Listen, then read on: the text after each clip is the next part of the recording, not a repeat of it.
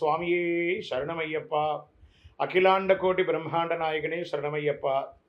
కార్తీకం రాగానే కలతలలా పోయేనే.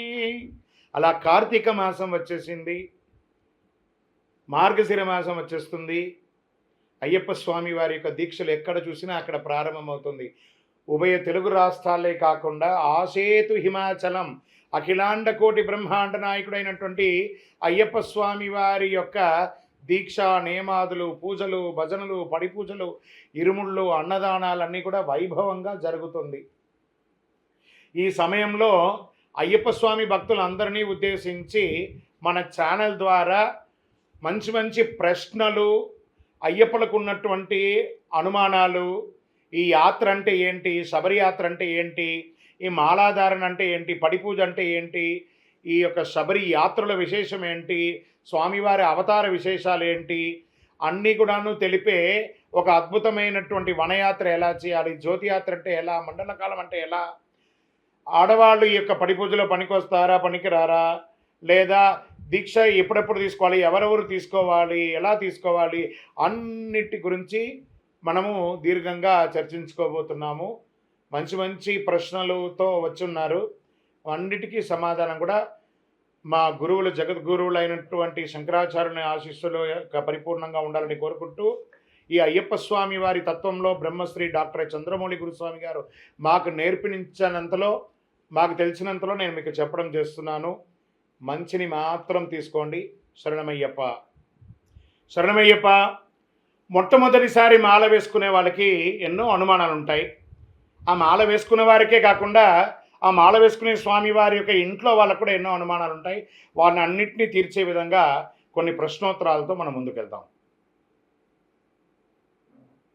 మాలాధారణ యొక్క విశిష్టత. ఎంత అద్భుతమైనటువంటి ప్రశ్న. ఈ మాలాధారణ ఎవరు వేసుకోవాలి, ఏ వయసు వాళ్ళు వేసుకోవాలి, ఈ మాలాధారణ యొక్క విశిష్టత ఏంటి, ఎలా వేసుకోవాలి, దీన్ని మనం ఇప్పుడు క్లుప్తంగా తెలుసుకున్నాం. ఈ అయ్యప్ప స్వామి వారి యొక్క మాల ఏమని చెప్తున్నాం? జ్ఞానముద్రాం శాస్త్రముద్రాం గురుముద్రాం నమామ్యహం, వనముద్రాం శుద్ధముద్రాం రుద్రముద్రాం నమామ్యహం, శాంతముద్రాం సత్యముద్రాం వ్రతముద్రాం నమామ్యహం, శబర్యాచల సత్యేన ముద్రాం పాదు సదాభిమే, గురుదక్షిణయాత్ పూర్వం తస్యానుగ్రహకారిణే శరణాగత ముద్రాఖ్యం ద్వన్ముద్రాం ధారయామ్యహం, చిన్ముద్రాం కేసరీముద్రాం భద్రముద్రాం నమామ్యహం, శబర్యాశ్రమముద్రాయై నమస్తుభ్యం నమో నమః. స్వామి అయ్యప్ప, జ్ఞానమును ప్రసాదించే, వైరాగ్యమును ప్రసాదించే మీ యొక్క ముద్రమాలను గురుముఖదా స్వీకరిస్తున్నాను. ఈ క్షణము నుండి అసత్యము పలుకను, సత్యమే పలికెదను, మధువు మాంసములను స్వీకరించను, స్త్రీలను, పిల్లలను, పెద్దవాళ్ళని గౌరవంతో ఉంటాను, మధుమాంసములు స్వీకరించను, సదా సర్వకాల సర్వావస్థలయందు మీ నామస్మరణ ఓం శ్రీ స్వామియే శరణమయ్యప్ప తారక మంత్రాన్ని జపం చేస్తూ బ్రహ్మచర్య దీక్షను పాటిస్తూ స్వామి అని పిలువబడే నీ నామానికి ఏ విధమైనటువంటి ఆటంకం, కలంకం కలగకుండా నా దీక్షను నిర్వర్తిస్తానని ప్రమాణము చేస్తున్నాను. గురు దక్షిణయాత్ పూర్వం, మా గురుగారిని సత్కర్మలతో ఉన్నటువంటి పూజలు చేస్తున్న మా గురుగారికి గురుదక్షిణ సమర్పించి వారి దగ్గర నుంచి నేను ఈ యొక్క దీక్ష తీసుకుంటున్నాను అని చెప్పి ప్రమాణం చేసి ఈ దీక్ష తీసుకోవాలి. ఇది దీక్షలో ఒక మాలాధారణలో ఒక విశిష్టత. మరి ఎవరెవరు తీసుకోవాలి అనుకుంటే, మీరు మాల వేసుకోవాలి అనుకుంటే మనం నమ్మిన వాళ్ళు, మనల్ని నమ్మిన వాళ్ళని పర్మిషన్ అడగాలి. మనం నమ్మిన వాళ్ళు ఎవరు? తల్లి తండ్రులు, మనకు జన్మనిచ్చిన వాళ్ళు. మనల్ని నమ్మిన వాళ్ళు మన భార్య పిల్లలు. వాళ్ళ దగ్గర ముందు కూర్చొని మాట్లాడుకోవాలి. నేను అయ్యప్ప స్వామి వారి దీక్ష తీసుకోబోతున్నాను, మీరందరూ కూడా సహకరించాలి అని. ఓకే, మాల వేసుకోవడానికి పర్మిషన్ దొరికింది. ఎప్పుడు మాల వేసుకోవాలి? ఒక 2 రోజుల అవతల, 3 రోజుల అవతల మనం మాల వేసుకుంటున్నామంటే ఈ 2-3 రోజుల క్రితం వరకే ఈ యొక్క కటింగ్, షేవింగ్ అవన్నీ చేసేసుకోవడము, మధుమాంసాలకి దూరంగా ఉండడము, మీ వేసుకోవాలనుకున్న మాలను తీసుకుపోయి చక్కగా శుభ్రం చేసి కడిగి పెట్టేసుకోవడము, మాలాధారణకు కావాల్సినటువంటి బట్టలు, నల్ల బట్టలు అవన్నీ కూడాను రెడీ చేసి పెట్టేసుకోవడము, ముందు రోజే గురుగారి దగ్గరికి పోయి పర్మిషన్ తీసుకొని, గురుగారు రేపు ఉదయం దీక్షకు వస్తున్నాను, మీరు ఎన్నింటికి రమ్మంటారు అని చెప్పి వారి దగ్గర పర్మిషన్ తీసుకోవడము, ఇలాంటివన్నీ కూడా చేయాలి. సరే, మాల కూడా వేసేసుకున్నాము. ఆ రోజు వచ్చేసింది, మాల వేసేసుకున్నాం.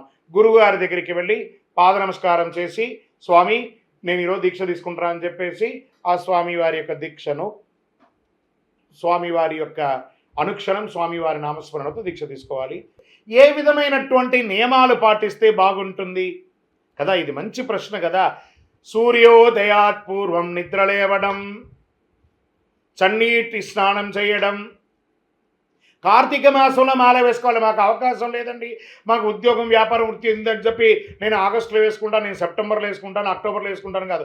ఎందుకు కార్తీక మాసంలో మాల వేసుకోవాలి అంటే ఆ యొక్క చల్లటి కాలంలో మాల వేసుకొని చన్నీటి స్నానం చేయడం వల్ల మన శరీరంలో ఉన్నటువంటి ఉష్ణం అంతా తొలగుతుంది. చన్నీటి స్నానం చేయడం, చక్కగా నల్లటి వస్త్రములు, దీంట్లో ఎలాంటి వస్త్రాలు ధరించనున్నారు? నలుపు, ఎరుపు, తెలుపు, కావి వస్త్రము ధరించి అయ్యా నీ ఉండే హృదయములో సంచలమే లేదు.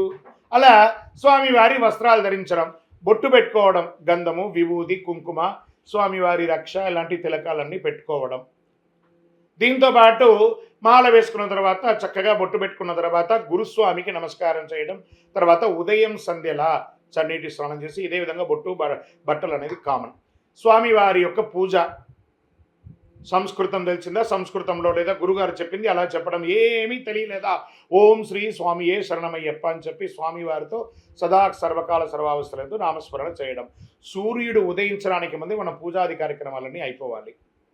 ఇక అదంతా కూడాను ఇక్కడ పూజ అయిపోయింది. వృత్తిలో చాలా గట్టిగా చేయాలి.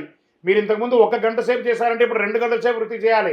ఎందుకంటే ఆ గంట సేపు చేసినటువంటి వృత్తితో వచ్చిన డబ్బుతో కుటుంబాన్ని పోషిస్తారు. ఇంకో గంట సేపు అడిషనల్గా మీరు దీక్ష తీసుకుంటారు మీ వృత్తి చేస్తారు చూసారా, ఆ వృత్తితో వచ్చినటువంటి డబ్బుతో యాత్ర, దీక్ష అవన్నీ కూడాను పెట్టుకుంటారు, పూజ అంతా కూడా పెట్టుకుంటారు. ఇక భోజనానికి వచ్చేటప్పుడు ఏకభుక్తం, ఒకటే పూట భోజనం చేయడం, అది కూడా సాత్వికమైనటువంటి ఆహారం, 1 లేదా 2 ఐటెంతో భోజనం చేయాలి.